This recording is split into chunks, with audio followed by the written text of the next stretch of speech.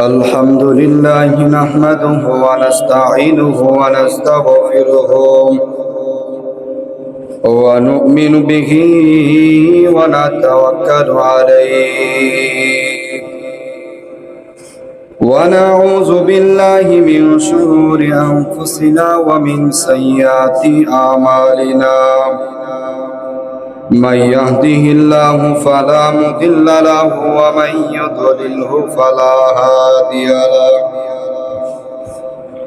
ونشهد أن لا إله إلا الله وحده لا شريك له ونشهد أن سيدنا وسندنا وحبيبنا ومولانا محمدا عبده ورسوله الذي أرسله الله تعالى إلى كافة بشيرا ونذيرا وداعيا إلى الله بإذنه وسراجا وقمرا منيرا فقد قال الله تعالى في كلامه المجيد وفي فرقانه الحميد أعوذ بالله من الشيطان الرجيم بسم الله الرحمن الرحيم رب هب لي من الصالحين فبشرناه بغلام حليم فلما بلغ معه السعي قال يا بني إني أرى في المنام أني أذبحك فانظر ماذا ترى قال يا أبت افعل ما تؤمر ستجدني إن شاء الله من الصالحين فلما أسلم وتله للجبين إلى آخر الآية صدق الله العظيم وصدق رسوله النبي الأمي الكريم ونحن على ذلك من الشاهدين والشاكرين والحمد لله رب العالمين وقال رسول الله صلى الله عليه وسلم من كان له ساعة ولم يضحي فلا يقربن مصلانا وقال تعالى آيات الأخرى بسم الله الرحمن الرحيم إن الله وملائكته يصلون على النبي يا أيها الذين آمنوا صلوا عليه وسلموا تسليما محبته درود إبراهيم قري اللهم محمد وعلى آل محمد كما صليت على إبراهيم وعلى آل إبراهيم إنك حميد مجيد اللهم بارك على محمد وعلى آل محمد كما باركت على إبراهيم وعلى آل إبراهيم إنك حميد مجيد محبت بلغ العلا بكماله كشف الدجى بجماله حسنت جميع خصاله صلوا عليه وآله لا إله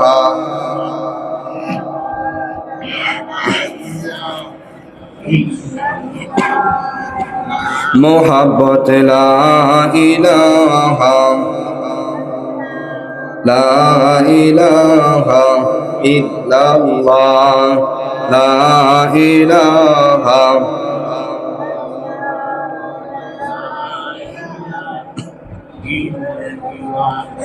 لا إله বহু দূরে মাদিনা কেমনে যাব জানি না দয়ার আল্লাহ দয়া করো নিয়ে যাও না মাদিনা লা ইলাহা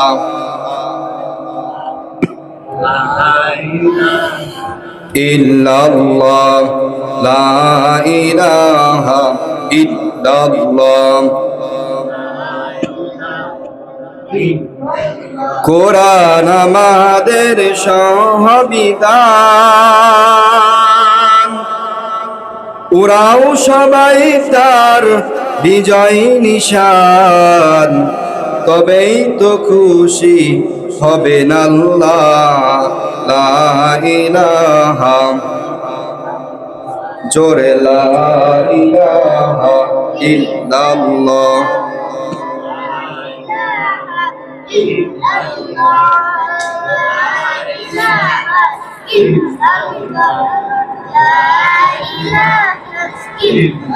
লা ইলাহা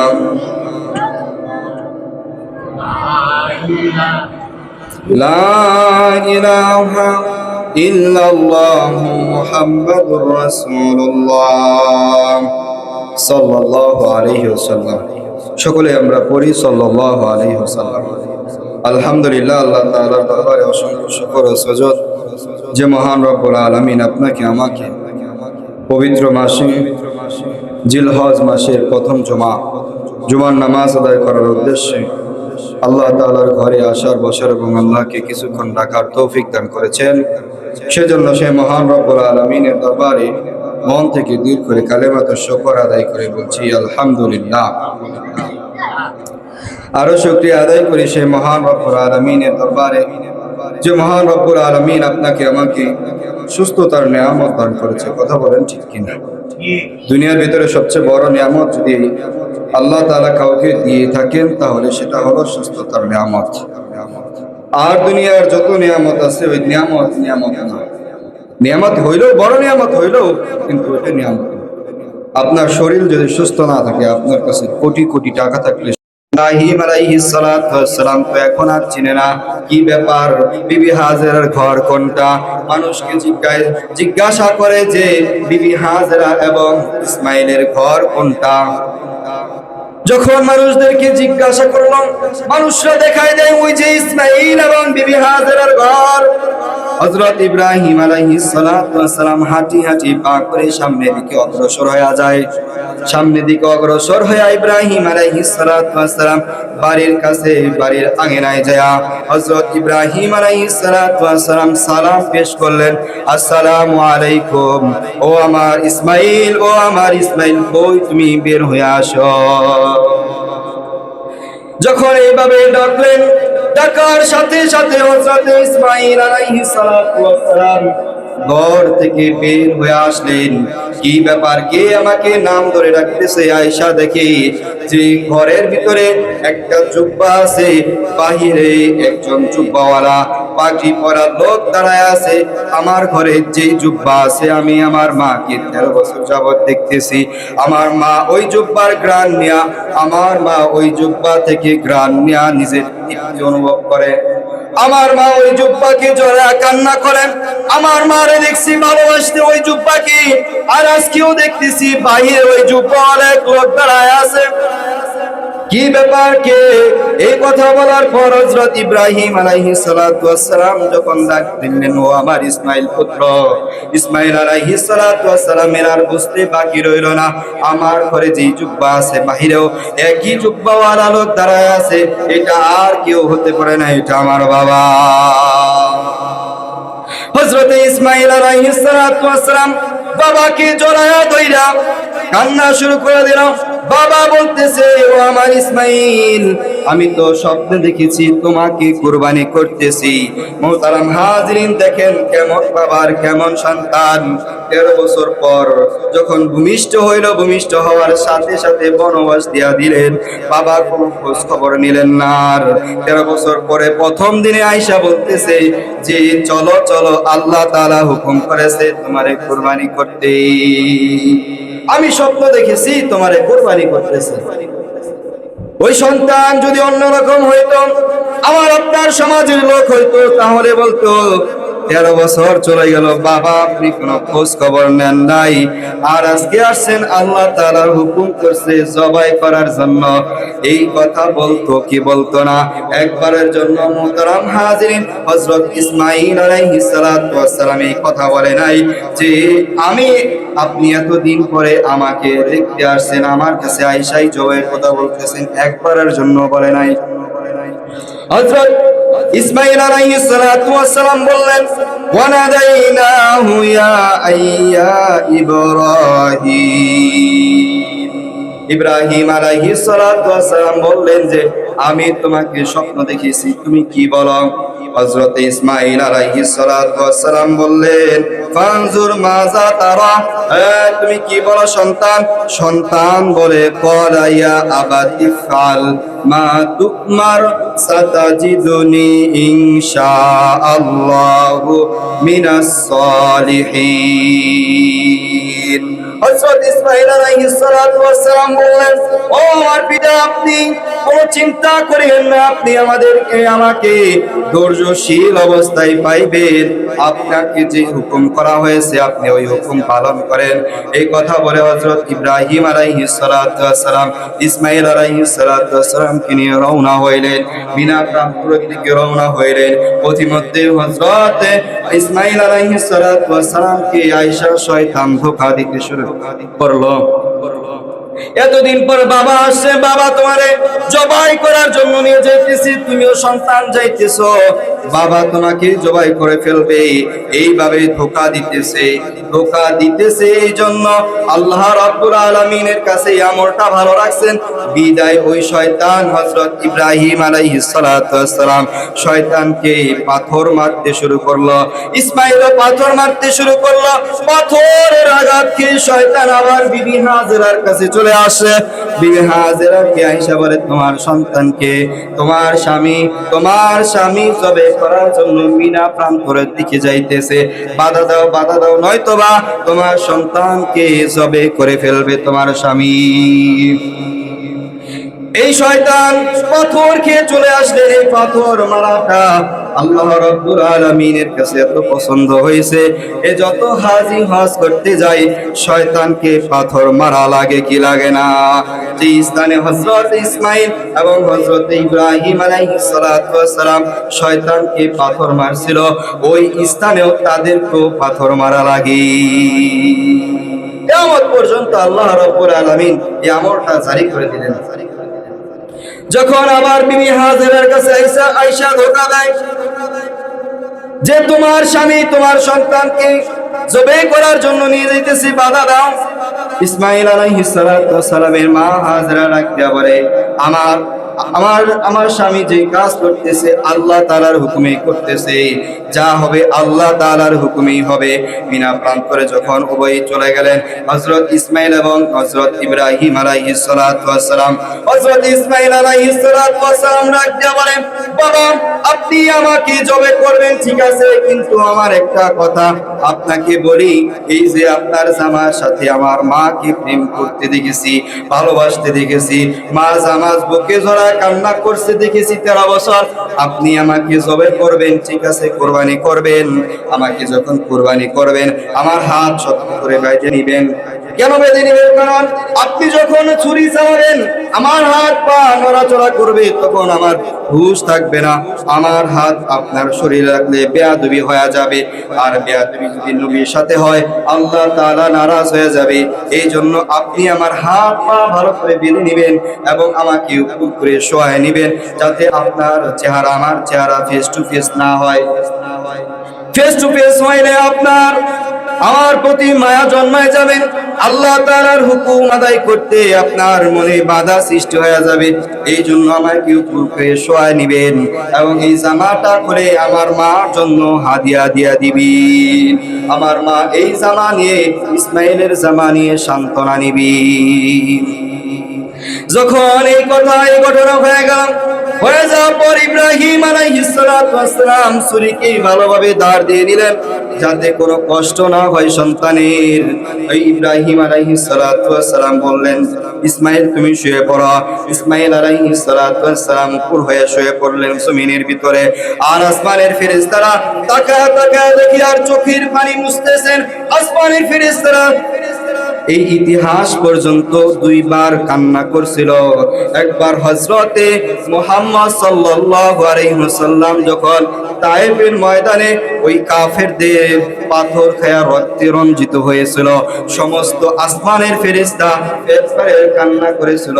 আর একবার কান্না করেছিল যখন হযরত ইব্রাহিম আলাইহিস সালাতু ওয়াস সালাম ইসমাইলের গলায় ছুরি চালাইতেছিল, ওই সময় সমস্ত ফেরেশতারা কান্না করেছিল আর বলতেছিল, আয় রব্বুল আলামিন, এমন প্রেম আর ভালোবাসা, এমন পাগল আর দেখি নাই। আয় রব্বুল আলামিন, ইব্রাহিমকে বাধা দেন নয়তোবা ইব্রাহিম নিজের সন্তানকে কুরবানি করে ফেলবে। তাহলে মুহতারাম হাজিরিন, যখন ইব্রাহিম আলাইহিস সালাতু ওয়াস সালাম নিজের সন্তানের গলায় ছুরি চালায়, ছুরি ওই একটা পশমও আল্লাহ রাব্বুল আলামিন হুকুম করে দিল, ছুরি ওই ইসমাইলের একটা পশমও কাটবি না। এই হুকুম যখন করে দিলে ইব্রাহিম আলাইহিস সালাতু ওয়াস সালাম এই ছুরি চালায়, ছুরি চলে না। কি ব্যাপার? হযরত ইব্রাহিম আলাইহিস সালাতু ওয়াস সালাম ওই ছুরিটা পাশের পাথরের উপরে একটু ঢিলা দিয়ে রাখলেন, রাখার সাথে সাথে পাথর দুই টুকরা হয়ে গেছে, এত ধারালো ছিল। হযরত ইব্রাহিম আলাইহিস সালাতু ওয়াস সালাম দেখলেন এত ধার, তারপরে কাটতেছে না, আবার চেষ্টা করতেছে। আল্লাহ রাব্বুল আলামিনের মূল উদ্দেশ্য কি ছিল? হযরত ইব্রাহিম আলাইহিস সালাতু ওয়াস সালামের সন্তানকে জবাই করার মূল উদ্দেশ্য ছিল না, হযরত ইব্রাহিম আলাইহিস সালাতু ওয়াস সালামকে পরীক্ষা করার উদ্দেশ্য ছিল। কথা বলেন ঠিক কিনা? যে আল্লাহ রাব্বুল আলামিনের আদেশ হুকুম সন্তানকে পেয়ে ভুলে গেল কিনা, এই জন্য আল্লাহ রাব্বুল আলামিন পরীক্ষা করার জন্য হযরত ইব্রাহিম আলাইহিস সালাতু ওয়াস সালামকে স্বপ্ন দেখাইলেন। আল্লাহ রাব্বুল আলামিন তারপরে আয়াত নাজিল করে জানা দেন যে ইন্নী আরা ফিল মানাম, ও ইব্রাহিম তুমি যে স্বপ্ন দেখেছো ওই স্বপ্নকে তো তুমি পূরণ করে ফেলতেছো, তুমি তো বাস্তবে রূপ ধারণ করে দিতেছো। আসমানের ফেরেশতাগুলো কান্না করে আর বলে, আর রব্বুল আলামিন ইব্রাহিম আলাইহিস সালাতু ওয়াস সালামকে থামান, নয়তোবা ইব্রাহিম ইসমাইলকে জবাই করে ফেলবে। আল্লাহ রাব্বুল আলামিন ওই যে হযরত হাবিল জামানার, হযরত আদম আলাইহিস সালাতু ওয়াস সালামের জামানায় হাবিল কাবিলের যেই কুরবানি করেছিল, বকরি দ্বারা, দুম্বা দ্বারা, ওই দুম্বাটা আল্লাহ রাব্বুল আলামিন জান্নাতে রেখে দিয়েছিল। হযরত জিবরাইল আলাইহিস সালাতু ওয়াস সালামকে জানা দিলেন, ও আমার জিবরাইল, যাও, হযরত ইব্রাহিম বাস্তবে রূপ ধারণ করে ফেলবে, তাড়াতাড়ি জান্নাতে চলে যাও। ওই দুম্বাটাকে নিয়ে তাড়াতাড়ি এই জমিনের ভিতরে যাও, ছুরির নিচে ইব্রাহিমের ছুরির নিচে দিয়া দাও, নয়তোবা ইব্রাহিম নিজের সন্তান কুরবানি না হওয়া পর্যন্ত ছুরি চালানো বন্ধ করবে না। হযরত জিবরাইল আলাইহিস সালাতু ওয়াস সালাম দৌড়ায় চলে গেলেন জান্নাতে। জান্নাত থেকে হযরত ইব্রাহিম হযরত জিবরাইল আলাইহিস সালাতু ওয়াস সালাম দুম্বা নিয়ে হযরত জিবরাইল আলাইহিস সালাতু ওয়াস সালাম আসতেছেন। আস্তে আস্তে দেখেন হযরত ইব্রাহিম ছুরি চালায় দিছে। এমন অবস্থায় হযরত জিবরাইল আলাইহিস সালাতু ওয়াস সালাম আসমানের উপর থেকে তাকবীর বলতে বলতে আসতেছেন, আল্লাহু আকবার, আল্লাহু আকবার। এই তাকবীর যখন দিছেন, দেওয়ার পর সাথে সাথে ওই ছুরির নিচে হযরত জিবরাইল আলাইহিস সালাতু ওয়াস সালাম জান্নাতি সেই দুম্বাটাকে দিয়ে দিলেন। হযরত ইব্রাহিম আলাইহিস সালাতু ওয়াস সালাম ছুরিও চালায় দিলেন। হযরত ইব্রাহিম আলাইহিস সালাতু ওয়াস সালাম মনে করলেন যে আমার সন্তান কুরবানি হয়ে গেছে, এই জন্য চোখের বাঁধন খুলে ফেললেন। খুলে ফেলে দেখে যে হযরত ইব্রাহিমের সন্তান কুরবানি হয় নাই, দুম্বা কুরবানি হয়েছে। দুম্বা কুরবানি দেখে হযরত ইব্রাহিম আলাইহিস সালাতু ওয়াস সালাম বললেন, লা ইলাহা ইল্লাল্লাহু আল্লাহু আকবার। এটা পড়ার পর হযরত ইসমাঈল আলাইহিস সালাতু ওয়াস সালাম পাশে দাঁড়ানো। এটা দেখে আল্লাহ রাব্বুল আলামিনের শুকরিয়া আদায় করে বলে, আল্লাহু আকবার ওয়া লিল্লাহিল হামদ। তিনজনের এই তাকবীরটা আল্লাহ রাব্বুল আলামিনের কাছে ভালো লাগলেন, আল্লাহ রাব্বুল আলামিনের কাছে পছন্দ হয়ে গেল। এই জন্য যত উম্মত আসবে মুহাম্মদীর ঘরে, মুহাম্মদের নবীর ঘরে, এই উম্মত যত আসবে তাদের উপরে আল্লাহ রাব্বুল আলামিন এই তাকবীরকে পড়া 9 জিলহজ ফজর থেকে 13 জিলহজ আসর পর্যন্ত প্রত্যেক নামাজের পর পড়া ওয়াজিব করে দিয়েছে। আইয়ামে তাশরীক এর ইতিহাস হলো হযরত ইব্রাহিম আলাইহিস সালাতু ওয়াস সালাম যখন ছুরি চালাইতেছিলেন, এমন সময় জিবরাইল আলাইহিস সালাতু ওয়াস সালাম উপর থেকে তাকবীর বলতে বলতে আসতেছে, আল্লাহু আকবার, আল্লাহু আকবার। যখন দেখলেন ইব্রাহিম আলাইহিস সালাতু ওয়াস সালাম আমার সন্তান কুরবানি হয় নাই, কুরবানি হয়েছে দুম্বা, তখন সে বললেন যে লা ইলাহা ইল্লাল্লাহু আল্লাহু আকবার, আল্লাহু আকবার।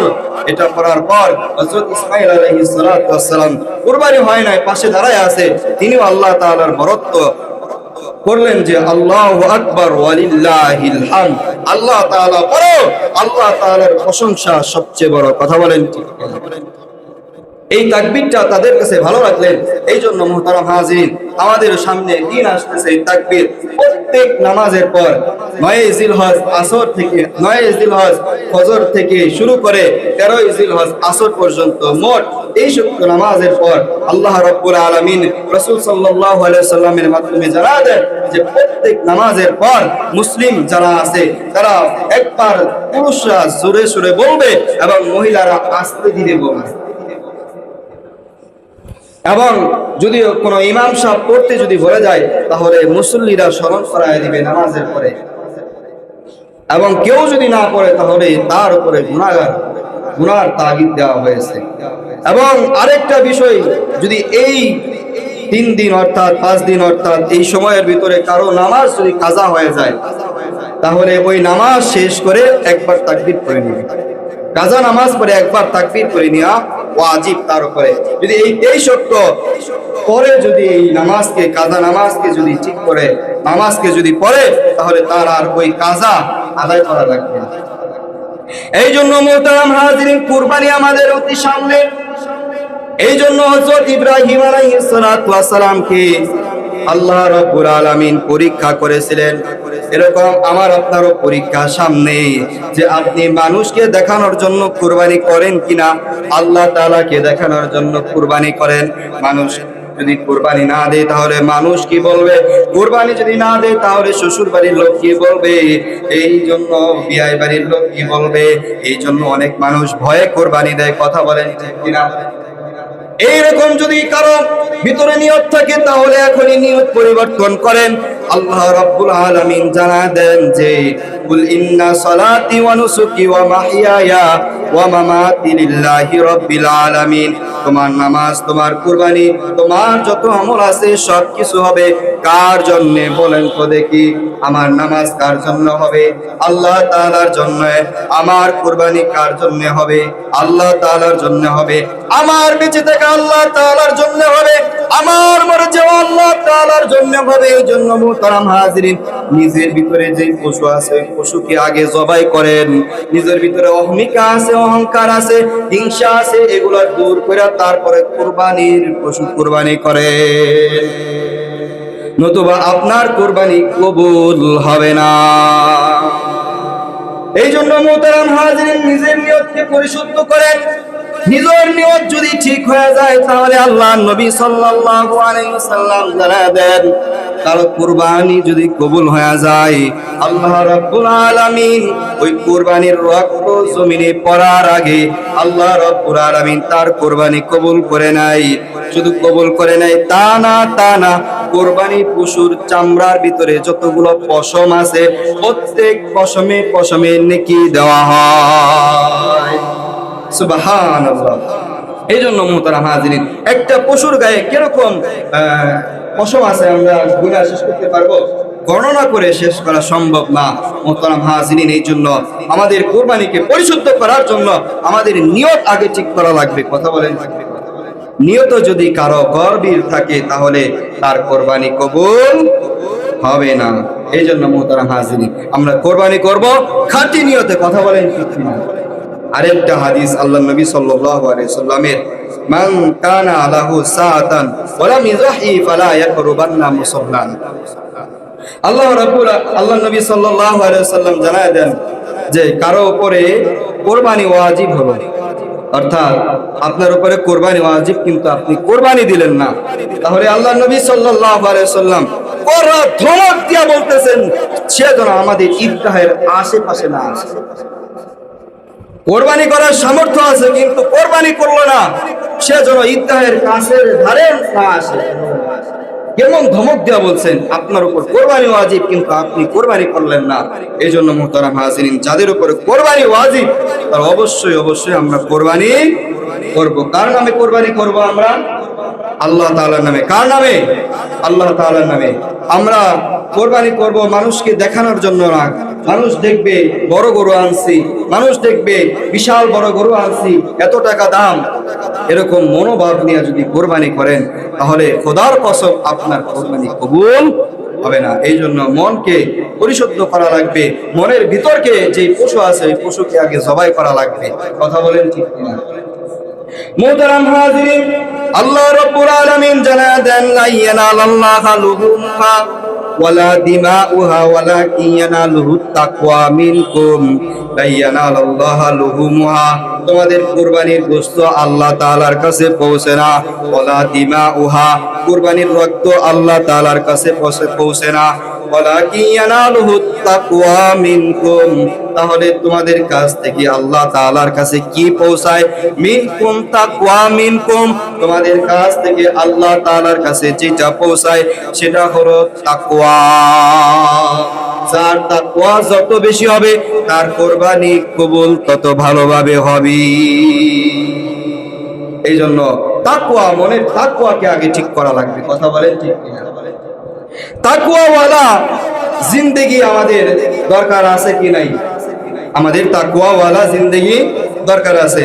হযরতে আবু বকর রাদিয়াল্লাহু তাআলা কেমন তাকওয়াবান ছিলেন। একবার হযরত আবু বকর রাদিয়াল্লাহু তাআলা নূর দরবারে তার খাদেম আয়েশা তাকে কিছু খাবার হাদিয়া দিলেন। হযরত আবু বকর রাদিয়াল্লাহু তাআলা তার খাবার গ্রহণ করলেন। ক্ষুধার্ত ছিল, খাবার গ্রহণ করে ফেলেছে। কিছুক্ষণ পর ওই খাদেম আয়েশা বলতেছে, সিদ্দিক আকবর, আপনি আমার খাবার গ্রহণ করলেন কিন্তু আপনি খাবার খাওয়ার আগে জিজ্ঞাসা করলেন না কিসের খাবার খাইলেন। হযরত আবু বকর রাদিয়াল্লাহু তাআলা কেমন তাকওয়াবান ছিলেন। খাদেম খাবার দিয়েছে, খাবার খেয়ে ফেলেছে। খাওয়ার পর কিছুক্ষণ পর খাদেম আয়েশা বলতেছে, আপনাকে খাবার দিলাম, আপনি খাবার খায়া নিলেন কিন্তু একবারের জন্য জিজ্ঞাসা করলেন না কিসের খাবার। বলতেছে যে আমি যেই খাবারটা আপনাকে দিছি ওই খাবারটা হলো আমি যখন ইসলাম গ্রহণ না করছি কাফের ছিলাম, ওই সময় আমি জ্যোতিষী ছিলাম। আমি হাত দেখে মানুষের ভবিষ্যৎ বর্ণনা করতাম। কথা বলেন ঠিক কিনা? এখনো আছে কি নাই জ্যোতিষী? আমাদের সমাজে আছে কি নাই? ইদানিং ফেসবুকে ঢুকলে দেখা যায় এক জ্যোতিষী ভাইরাল। কথা বলেন ঠিক কিনা? এমন এমন কথা বলে জ্যোতিষী ভাইরাল। কথা বলেন ঠিক কিনা? এই জ্যোতিষী অর্থাৎ ভবিষ্যৎ, আল্লাহ নবী সাল্লাল্লাহু আলাইহি ওয়াসাল্লাম যদি ভবিষ্যৎ জানতেন, তাহলে ইফকের ঘটনার সময়, ইফকের ঘটনা আপনাদের জানা আছে হয়তোবা, যখন আল্লাহ নবী সাল্লাল্লাহু আলাইহি ওয়াসাল্লামের স্ত্রী হযরত আয়েশা সম্পর্কে জিনার অপবাদ দিলেন, তখন আল্লাহ রাব্বুল আলামিন পরে আয়াত নাজিল করে দিয়া আল্লাহ রাব্বুল আলামিন পবিত্রতার ঘোষণা দিলেন। হযরত মুহাম্মদ সাল্লাল্লাহু আলাইহি ওয়াসাল্লাম, আমার আপনার নবী যদি ভবিষ্যৎ জানতেন, তাহলে এই ইফকের ঘটনার সময় আল্লাহ নবী সাল্লাল্লাহু আলাইহি ওয়াসাল্লাম 40 দিন যাবত ওহী আসে না, কোনো আল্লাহ তাআলার কাছ থেকে কোনো আল্লাহ তাআলার কাছ থেকে জিবরাইল আসে না, ওহী আসে না, কোনো খবর আসে না। আল্লাহ নবী সাল্লাল্লাহু আলাইহি ওয়াসাল্লাম খুব কষ্টে কাটাইলেন। তখন আল্লাহ রাব্বুল আলামিন 40 দিন পর ওহী নাজিল করে জানায়া দিলেন ইফকের ঘটনা, যে আয়েশা নির্দোষ, আয়েশা হলো পবিত্রতা। যখন জানা দিন আল্লাহ নবী সাল্লাল্লাহু আলাইহি সাল্লাম গেলেন, অর্থাৎ বোঝা গেল আল্লাহ নবী সাল্লাল্লাহু আলাইহি সাল্লাম গায়েব জানতেন না, ভবিষ্যতের খবর জানতেন না। অর্থাৎ দুনিয়াতে যেই বলবে আমি ভবিষ্যতের খবর বলি, ও হলো সবচেয়ে বড় ধোঁকাবাজ। কথা বলেন, সবচেয়ে বড় মিথ্যাবাদী ওই, সবচেয়ে বড় ধোঁকাবাজ। কেউ ভবিষ্যতের খবর বলতে পারে না, 5টা খবর কেউ বলতে পারে না। কখন বৃষ্টি হবে আল্লাহ ছাড়া কেউ জানে না, সন্তান কখন ভূমিষ্ঠ হবে আল্লাহ রাব্বুল আলামিন ছাড়া কখন কেউ বলতে পারে না, আল্লাহ রাব্বুল আলামিন কখন কিয়ামত দিবেন কেউ বলতে পারে না, ভবিষ্যতে তোমার কি আছে কপালে এটা কেউ বলতে পারে না। এরকম 5টা জিনিস আল্লাহ রাব্বুল আলামিনের হাতে, আল্লাহ রাব্বুল আলামিন ছাড়া গায়েব কেউ জানে না। অর্থাৎ যখন হযরত আবু বকর রাদিয়াল্লাহু তাআলা আনহুকে বললেন যে আমি তখন জ্যোতিষী ছিলাম, মানুষের হাত দেখে বলে দিতাম, এক লোক আয়েশা হযরত আবু বকরকে বলতেছে, ওই খাদেম, আমি যখন কাফের ছিলাম, এক লোক আয়েশা আমাকে বলতেছে যে এই অঞ্চলে কোনো জ্যোতিষী আছে কিনা। কয় কি করবা? কয় আমার হাতটাকে একটু দেখাইতাম। কয় আমি তো জ্যোতিষী। কয় আপনি জ্যোতিষী? কয় তাহলে তো ভালোই হলো, তাহলে আমার হাতটাকে একটু দেখে দেন। আমি তার হাত দেখে দিলাম। আমি হাত দেখে তখন তো কোনো ভবিষ্যৎ জানতাম না, শুধু মিথ্যার উপরে চলতাম, মিথ্যা কথা বলে বলে ভালো ভালো দিকগুলো তার তুলে ধরতাম। না হলে তো টাকা দিবে না, ভালো দিক না বলবে, মাঝে মাঝে 2-1টা খারাপ দিক বলে টাকা আদায় করতাম। এটা হলো জ্যোতিষীদের কথা। আমি টাকা আদায় করলাম, তাকে বলে দিলাম যে তোমার ভবিষ্যতে অনেক ভালো হবে। আচ্ছা ঠিক আছে। সে ওই ব্যক্তি